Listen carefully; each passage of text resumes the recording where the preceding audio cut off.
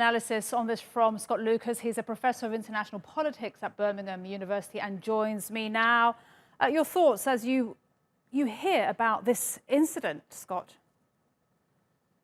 Well, I think it's important that we will need accountability and transparency as soon as possible. The police version of events is that when Daunte Wright was stopped on a traffic stop, it was discovered there was a warrant for his arrest. It's not clear what that was for. There was a passenger in the car, his girlfriend. What is not clear is why it would have been felt necessary to use deadly force on Daunte Wright. There's no evidence at this point that he was armed. There's no evidence of an imminent threat to the police.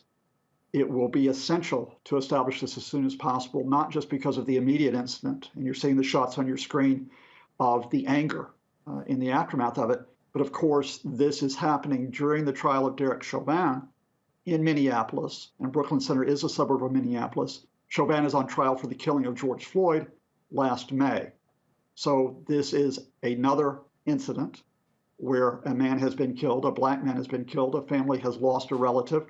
That in itself is serious, but within the wider context about the ongoing questions of police violence in Minneapolis and beyond, this will take on an even larger significance. Absolutely. The timing is very poignant.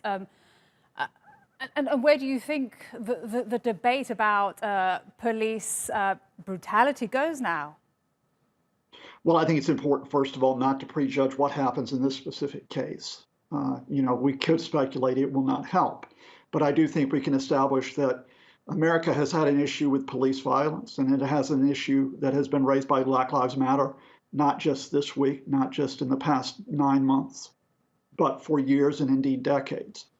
And the more that you can get a sense of a communal approach between police, community, and on wider issues, economic and social issues that affect Black communities, that affect people of color.